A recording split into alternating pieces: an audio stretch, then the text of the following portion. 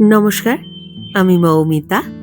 আমার কবিতা পাঠ চ্যানেলে আমার সকল শ্রোতা বন্ধু এবং দর্শক বন্ধুকে আন্তরিক শুভকামনা জানিয়ে আজকের গল্প পাঠ শুরু করছি। আজ আমি আপনাদেরকে পড়ে শোনাব বিখ্যাত সাহিত্যিক শ্রী আশুতোষ মুখোপাধ্যায়ের লেখা খুব চমৎকার একটি ছোট গল্প, মন ভালো করা গল্প। গল্পের নাম বৌধার। গল্প শুরুর আগে আমার পুরনো কথাগুলি আরও একবার খুব সংক্ষেপে বলে নিচ্ছি। এই চ্যানেলে যারা আমার গল্প পাঠটি শুনছেন তাদের কাছে অনুরোধ, যদি আমার পাঠ এবং পরিবেশনা আপনাদের ভালো লাগে, যদি গল্পটি ভালো লাগে, একটি লাইক করবেন এবং গল্পটিকে আপনাদের প্রিয়জনের মধ্যে শেয়ার করে দেবেন।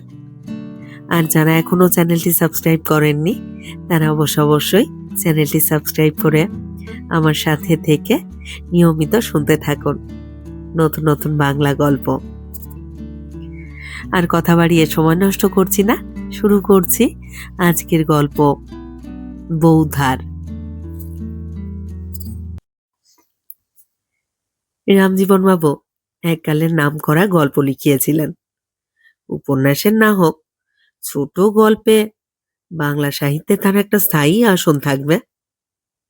আর উষারঞ্জন বাবু তারই সমসাময়িক তীক্ষ্ণ সমালোচক। একটা সময় ছিল যখন কোনো সাহিত্যপত্রে অথবা সাহিত্য সংকলনে রামজীবন বাবুর গল্প না থাকলে বহু পাঠক ঠোঁট উল্টে সেই সাহিত্যপত্র বা সংকলন একদিকে সরিয়ে রাখতেন। অন্যদিকে সমালোচনা সাহিত্য আজকের দিনেই বা কে কতটুকু পড়ে, সেদিন তো আরো কম পড়তো। তবু সেদিনও উষারঞ্জন বাবুর কিছু বক্তব্য বা মন্তব্য চোখে পড়লে পাঠকের আগ্রহ একটু অন্যরকম হতো। তার টিকা টিপ্পনী আর চুলছেরা বিচার বিশ্লেষণে অনেক রসের খোরাক থাকত। রামজীবন বাবু এখন আর গল্প লেখেন না, বয়স 70-এর দিকে গড়িয়েছে। দুবারে 2 চোখের ছানি কাটিয়ে লেখা ছেড়েছেন। বাড়িতে এখন 2 মাস ধর্ণা দিয়ে পড়ে থাকলেও একটা ছোট লেখাও মেলে না। আর উষারঞ্জন বাবু কলম ধরা ছেড়েছেন তারও আগে। তার অঢেল টাকা এবং পৈতৃক সম্পত্তি, জীবিকা অর্জনের জন্য কোনোদিনও লিখতে হয়নি তাকে। বরং এককালে নিজের টাকায় কাগজ করে অনেক লেখকের উপার্জনের পথ খুলে দিয়েছিলেন তিনি। সুবার্থী চিকিৎসকেরা ব্লাড প্রেশার রোগটাকে পাকাপোক্তভাবে তার মাথায় ঢুকিয়ে দেওয়ার পর থেকেই তিনি লেখা ছেড়েছেন। দুজনেই একই বাড়িতে থাকেন। বাড়িটা উষারঞ্জন বাবুর, উপরতলায় নিজে থাকেন আর নিচের তলায় বিনা ভাড়ায় রামজীবন বাবু। সকালে বিকালে দুজনে একসঙ্গেই বেড়ান। চেঞ্জের সময় একই জায়গায় চেঞ্জে যান। আর পাড়ার সাহিত্য বৈঠকে যেদিন আসেন একসঙ্গেই আসেন।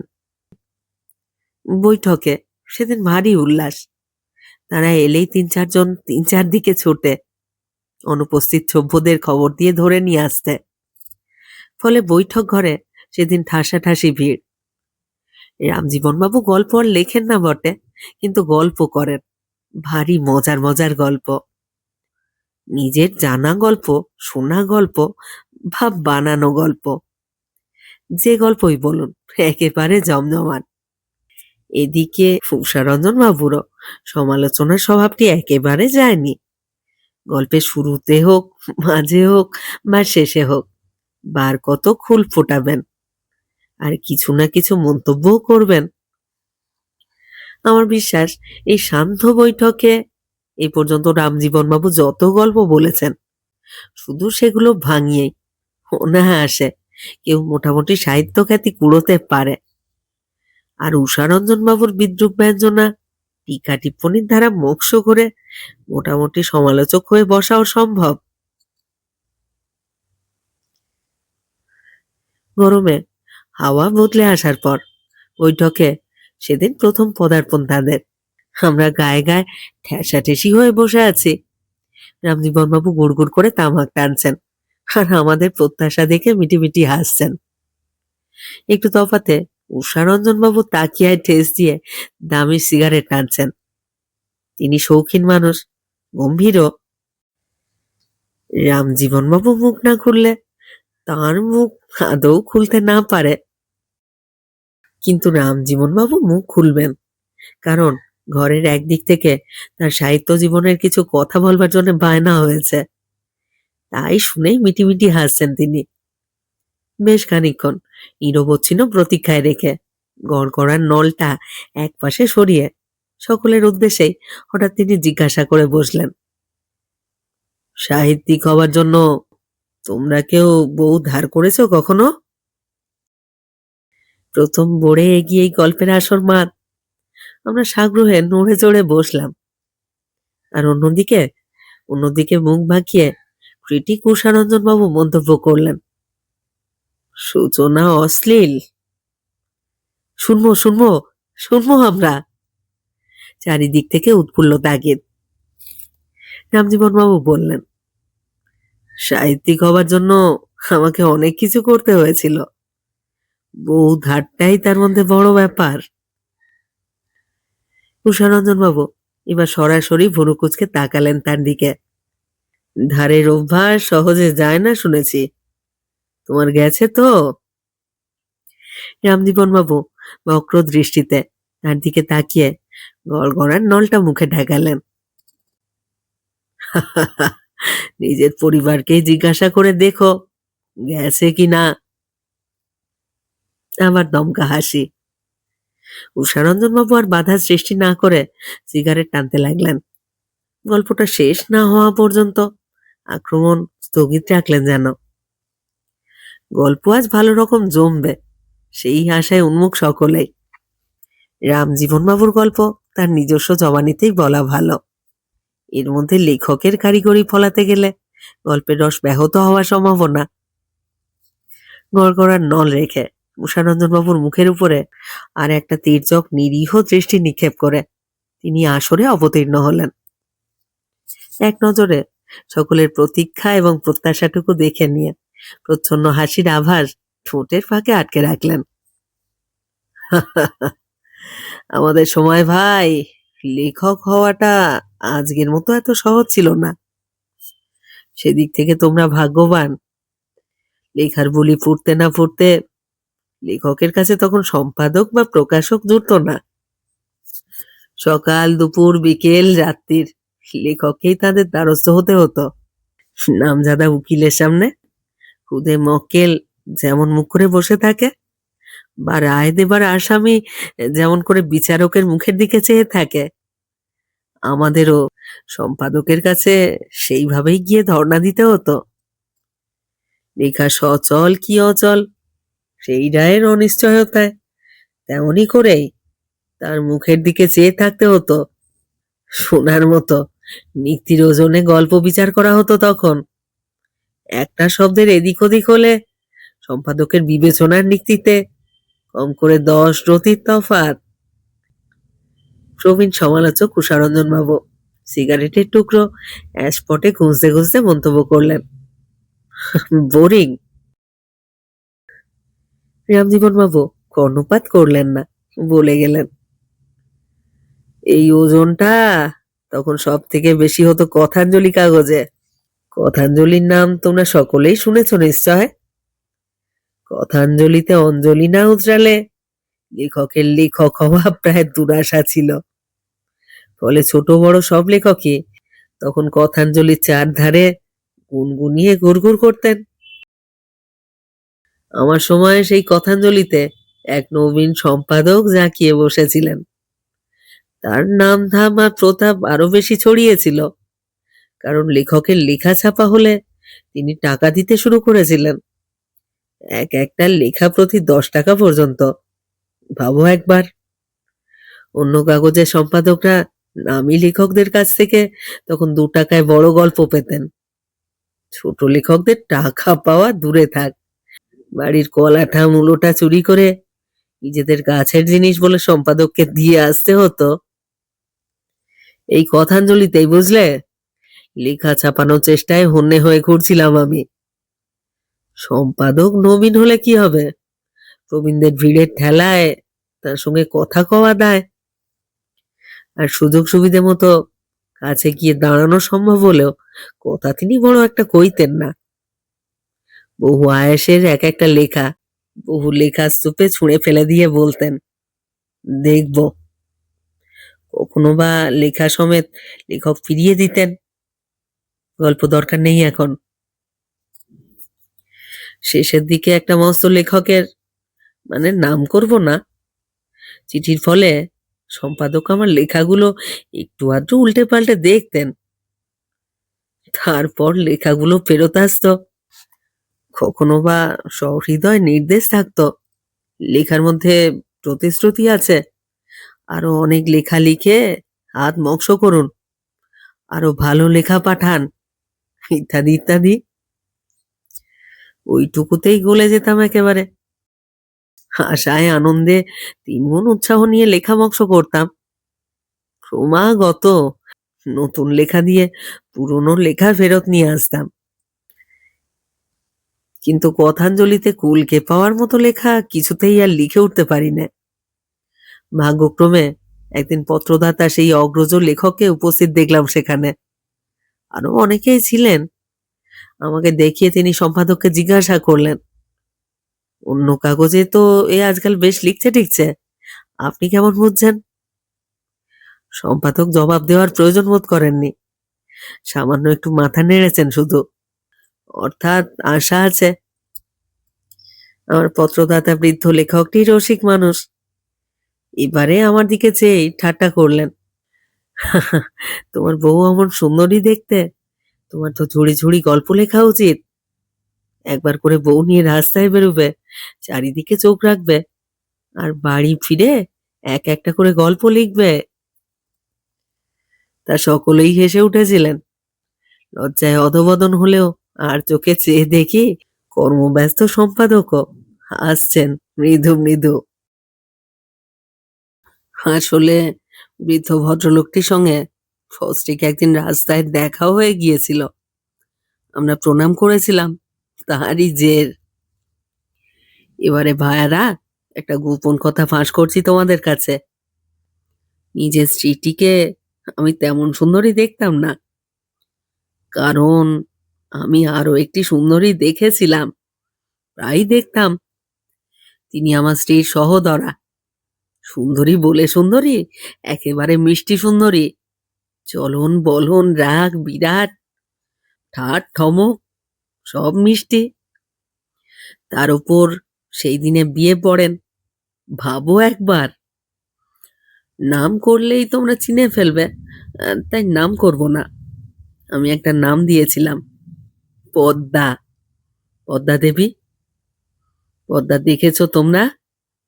এমনিতে খুশির ঢেউ, রুকুটিও রোমাঞ্চকর, কিন্তু ঝড় উঠলে থরথর কাঁপুনি।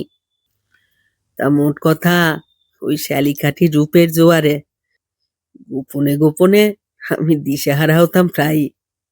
মনে মনে আফসোস হতো, সাত তাড়াতাড়ি বিয়েটা না করে বসলে হয়তো এই পরের দিকেই ধরা যেত। গোপন খেদটা পদ্মা দেবীর কাছে একদিন প্রকাশ্যে প্রকাশও করে ফেলেছিলাম, আর তার ফল ভয়াবহ হয়েছিল। আর একটা কথাও এই ফাঁকে বলে নেওয়া দরকার, সেটা আমার ভাগ্যের কথা। বিয়ের পরে ভাগ্য ফেরে, এ ধরনের কথা শোনা ছিল, কিন্তু বোন বিয়ে দেবার পর শালার ভাগ্য ফেরে এরকম কথা কখনো শুনিনি। আমার বরাতে তাই ঘটল।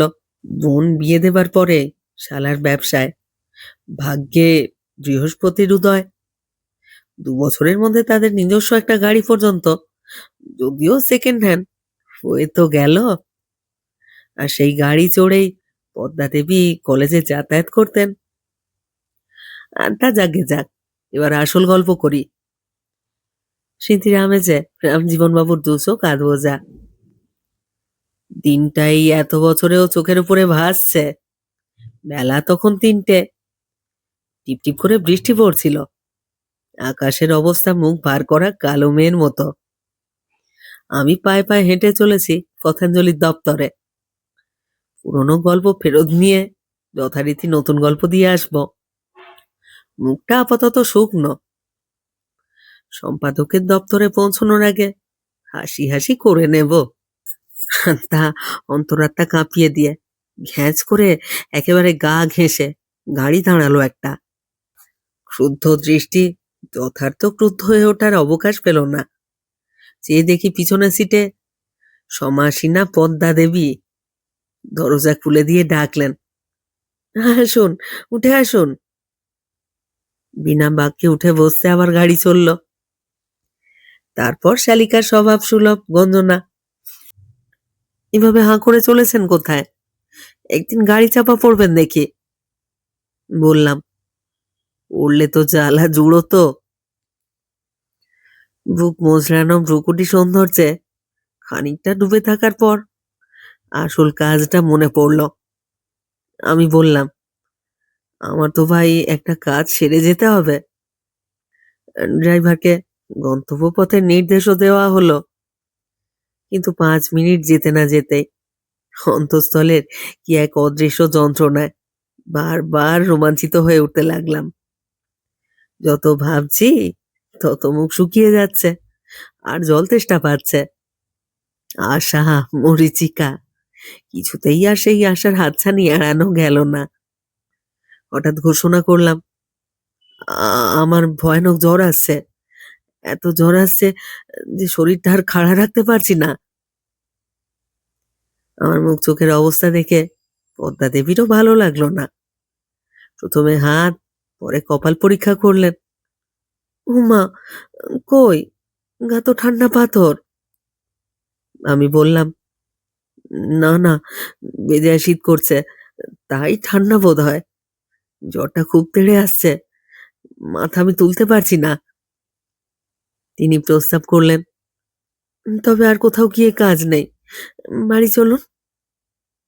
না না, আজকে এই লেখাটা দেবার কথা, দিয়েই যাই। সম্পাদক আবার কথা না রাখলে বেজায় চটেন। নাম করা এই সম্পাদকটির নাম উনিও জানতেন, আর বাধা দিলেন না। এদিকে অদৃষ্ট প্রসন্ন, জল চেপে এলো, জোর বৃষ্টি। গাড়িটা সম্পাদকের দপ্তরের সামনে দাঁড়াতে ঘোষণা করলাম। জ্বরও চেপে হাসি হাসি করছে, সর্বাঙ্গে আমার কাঁপুনি, আর বসতেও পারছি না। এই অবস্থায় কি আর করতে পারি? যা পারি তাই করলাম। পদ্মা দেবীর কাছে আবেদন করলাম, এই জলে ভিজলে মরেই যাব। তুমি এক কাজ করবে ভাই, লেখাটা সম্পাদকের হাতে দিয়ে চলে আসবে দয়া করে। আমি না হয় গাড়িতে বসে আছি, বলো না যেন। এই পর্যন্ত এসেও দেখা করলাম না, অসুখ বিশ্বাসই করবে না। সম্পাদক কিনা ভয়ানক রাশভারী মানুষ। তবে তোমার কিছু ভয় নেই, শুধু অসুস্থ জানিয়ে লেখাটি দিয়ে চলে আসবে।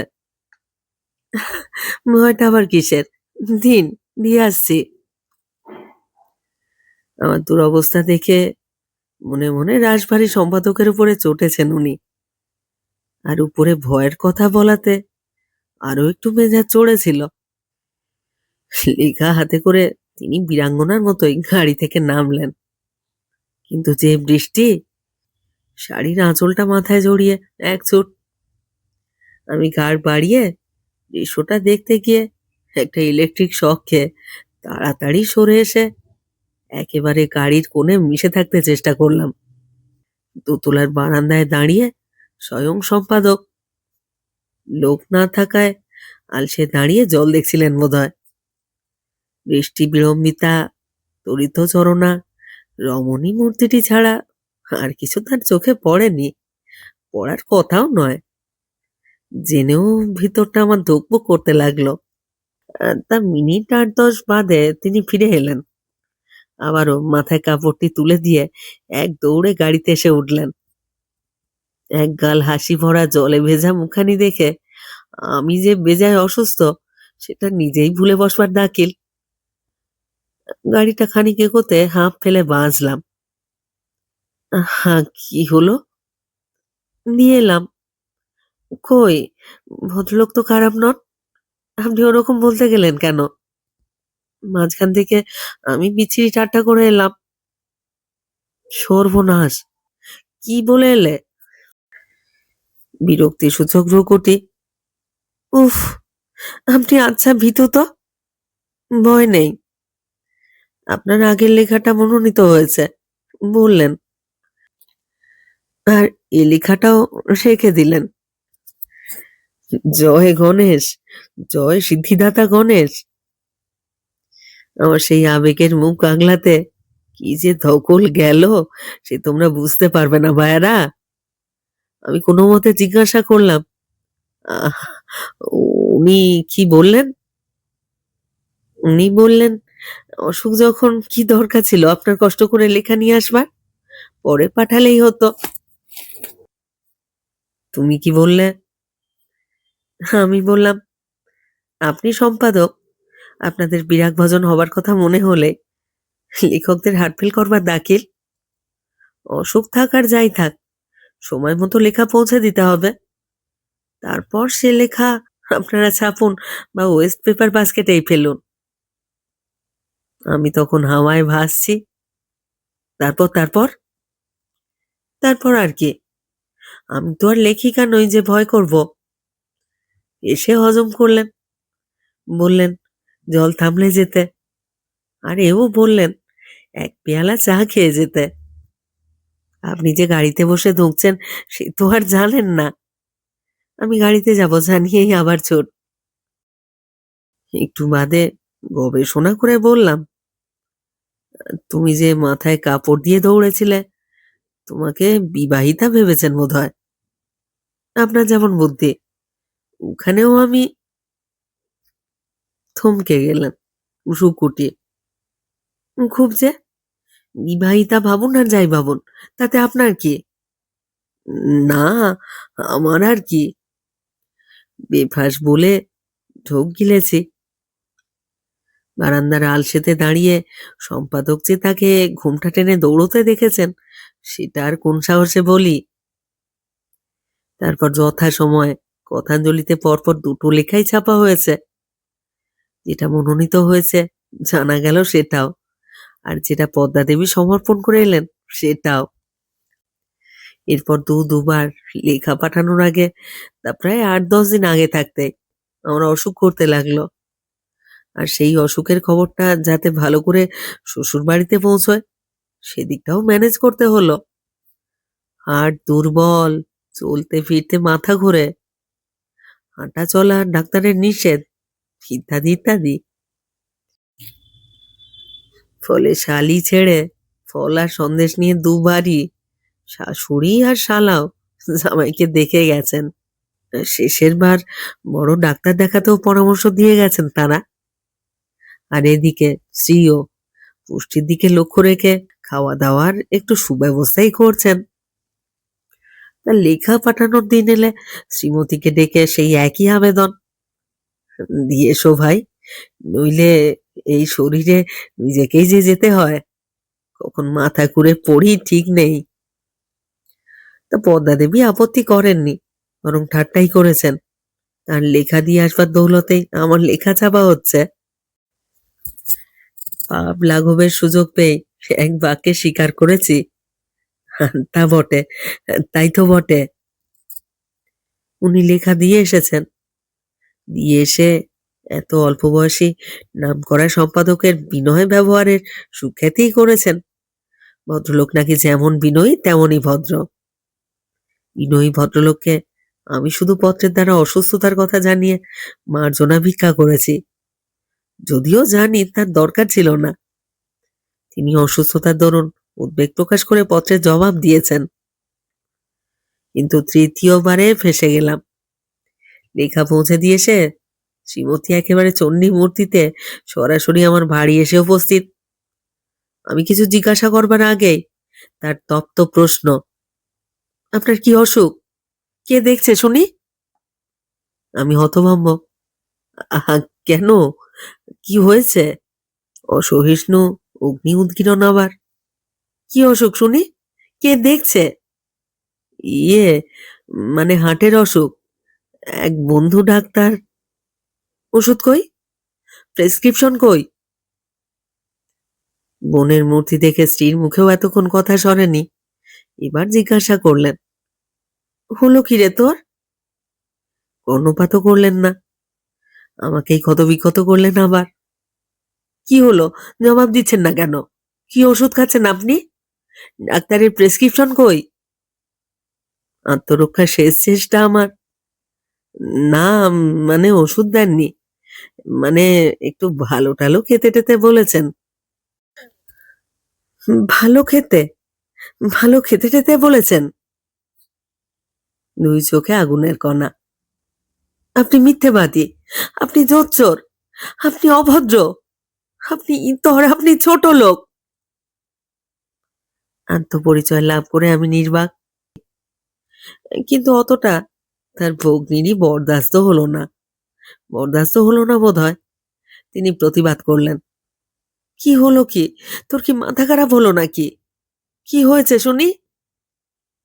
কি হয়েছে? তোমার ওই লোকটাকে তোমার চিনতে ঢের দেরি আছে। আমাকে ওই সেই সম্পাদক তুমি বলে জানে। স্ত্রীর দুর্বোধ্য বিস্ময়। তোকে আমি বলে জানে? কি বকছিস আবোল তাবোল? এবার ভগ্নির উপরে ক্রুদ্ধ সহোদরা। ওই তো বুদ্ধি তোমার, সব জেনে শুনে ফি বার আমাকে দিয়ে লেখা পাঠায়, লেখা যাতে ছাপা হয়। অসুখ না ঘোড়ার ডিম। অনুনয় বিনয় করে হাত ধরে টেনে হেঁচড়ে তাকে বসাতে চেষ্টা করলাম। এদিকে যা হয়েছে হয়েছে, ওদিকটা কতটা সর্বনাশ করে এলো কে জানে। তা শেষ পর্যন্ত স্ত্রীর জেরায় প্রকাশ। কি না কি এক ভদ্রলোক ছিলেন কথাঞ্জলির দপ্তরে, তার কাছে সম্পাদক শ্রীমতীর পরিচয় দিয়েছেন অমুকের স্ত্রী বলে। তাই শুনে জ্বলতে জ্বলতে তার এখানে পুনরাগমন। ঘাম দিয়ে জ্বর ছাড়ল, কিন্তু স্ত্রীর বিস্ময়ের ঘোর তখনও কাটেনি। জিজ্ঞাসা করলেন, কিন্তু তোকে দেখেও উনি ওরকম ভাবতে গেলেন কেন? জবাবে আমি তাড়াতাড়ি নিজের দোষাস্খলনের পথ করতে ব্যস্ত বললাম, আসলে কি প্রথম দিন দোতলার আলসে থেকে উনি ওকে মাথায় কাপড় দিয়ে দৌড়ে ঢুকতে দেখেছিলেন কি না? এবার ঝলসে উঠে পদ্মা দেবী 4 আঙুল জিভ বার করে আমাকে যথার্থ চণ্ডিকা মূর্তি দেখিয়ে এক ঝটকায় ঘর ছেড়ে প্রস্থান করলেন। নিজের অপরাধ যথাসম্ভব লঘু করে স্ত্রীকে ব্যাপারটা বোঝানো একটু সুবিধে হলো শুনে তিনিও অবশ্য রাখতেই চেষ্টা করলেন, কিন্তু আমার বরাতক্রমে রাগটা উঠবার আগেই তার মুখে হাসি এসে গেল। কিন্তু সত্যিকারের বিপদ সেই বিকেলে। দোতলার বারান্দা থেকে দেখি ঝকঝকে একটা গাড়ি থামলো বাড়ির দরজায়, আর সেই গাড়ি থেকে নামলেন কথাঞ্জলির তরুণ সম্পাদক। আমি তো দিশেহারা, ঘরে সরে এসে বিমূঢ় মুখে দাঁড়িয়ে আছি। চা করে এসে খবর দিল আমার অসুখ শুনে কাগজ অফিস থেকে এক বাবু দেখতে এসেছেন। প্রথমেই স্ত্রীর শরণাপন্ন, ভালো করে চা জলখাবার সাজাতে অনুরোধ করে শটান শয্যায় আশ্রয় নিলাম। তারপর চাকরের প্রতি ভদ্রলোককে নিয়ে আসার নির্দেশ। সেই সাক্ষাতের প্রথম দৃশ্যটা তোমরা কল্পনা করে নাও ভাইয়ারা। আমি বিস্ময়ে আনন্দে কৃতজ্ঞতায় একেবারে অভিভূত। আর সম্পাদকের কর্তব্যের বিনয়, অসুখ ও চিকিৎসার প্রসঙ্গে উদ্বেগ প্রকাশ, শেষে আমার ইদানিংকালের লেখার উন্নতি প্রসঙ্গে 2-4 কথা, সেই সঙ্গে কাকে যেন দেখবেন আশা করছেন অথচ দেখছেন না। তারপর আমার স্ত্রীর উদ্দেশ্যে প্রশংসা। আপনার লেখার প্রতি আপনার স্ত্রীর কিন্তু ভারী দরদ, নিজে কষ্ট করে লেখা দিয়ে আসেন। বাহ, খুব ভালো, খুব ভালো। এই সুযোগ হেলায় হারালে ভরা ডুবিয়ে রাজ্যের বিস্ময় আমার গলায়। আমার স্ত্রী? ওহো, আপনি আমার শালীর কথা বলছেন না? তাই তখন এসে হেসে গড়িয়ে তার দিদির কাছে কি সব বলছিল। তার তো বিয়েই হয়নি এখনো, বিয়ে পড়ছে সবে। যাতায়াতের পথে পড়ে বলে ওই নিয়ে যায়। তবে আমার লেখার উপর ওর সত্যিই খুব দরদ। সম্পাদকের মুখে সেই কারুকার্য আমি জীবনেও ভুলব না। স্ত্রী প্রস্তুত ছিলেন চা জলখাবার নিয়ে, তখনই তিনি ঘরে প্রবেশ করলেন। পরিচয় আর সৌজন্য বিনিময়। কিন্তু যতক্ষণ ছিলেন ভদ্রলোক আর এক মুহূর্ত স্বচ্ছন্দ বোধ করেননি। কই হে, গল্প শেষ করে যেন রামজীবনবাবু হাই তুললেন একটা। আরে এবারে আর একটু তামাক টামাকের ব্যবস্থা করো। তামাকের বদলে একসঙ্গে চেঁচিয়ে উঠল ৫-৭ জন। আপনার লেখা, আপনার লেখার কি হলো? কথাঞ্জলি কাগজে আপনার লেখা বন্ধ হয়ে গেল? পাগল নাকি? উল্টে রামজীবনবাবুই বিস্মিত যেন। লেখা বাড়লো আরো। কিছুদিন বাদে সম্পাদক নিজে উপন্যাস চেয়ে নিয়ে চেপেছেন। আরেকজন খুঁতখুত করে উঠল। উম কিন্তু গল্পটা যেন শেষ হলো না। আপনার শালীর কি হলো? জবাব না দিয়ে রামজীবনবাবু মৃদু মৃদু হাসতে লাগলেন। আমরাও উসস করছি। ওদিকে ক্রিটিক উষারঞ্জনবাবু তাকিয়ায় ঠেস দিয়ে এতক্ষণ যেন ঘুমোচ্ছিলেন। আড়ামোড়া দিয়ে উঠে একটা সিগারেট ধরাবার উদ্যোগ করলেন। অন্তপের আশায় সকলেই এবার তার দিকে চেয়ে, কিন্তু তাকেও নীরব দেখে একজন তাগিদ দিল। আপনি বলুন না, গল্পটার শেষ কিরকম যেন হলো? সম্পাদক উপন্যাস চেয়ে নিয়ে ছাপলেন, অথচ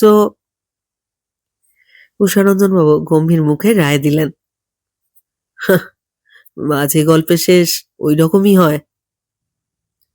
আর বউ ধার করা লেখক সম্বন্ধেও আমার কোনো বক্তব্য নেই। সে সম্বন্ধে ওর শালী ওকে যা বলবার বলেছেন। মিথ্যেবাদী বলেছেন, জোচ্চোর বলেছেন, অভদ্র বলেছেন, ইতর বলেছেন, ছোটলোক বলেছেন। ভদ্রমহিলার সেই সুচিন্তিত মতামতের সঙ্গে আমি একমত। রামজীবনবাবু বললেন, ভদ্রমহিলার সুচিন্তিত মতামত পরে আরো একটু প্রসারিত হয়েছিল। কাপড় কাচা পেশা যাদের, তারা যে ভারবাহী জীব পোষে, সেই তরুণ সম্পাদকের সঙ্গে তারই একটা বিশেষ সাদৃশ্য দেখেছিলেন পদ্মা দেবী। কখনো না, কখনো না, উষারঞ্জনবাবু প্রতিবাদ করে উঠলেন। এ তোমার বানানো কথা। আমি আজই ওকে। থমকে গেলেন অপ্রতিভ। রামজীবনবাবু তার মুখোমুখি ঘুরে বসে হাঁ করে চেয়ে রইলেন খানিক, নিরীহ বিস্ময়। এই গল্পে তুমি আবার কে হে? রামজীবনবাবুর গল্পের শেষ মিলতে সকলের ঘর ফাটানো হাসি।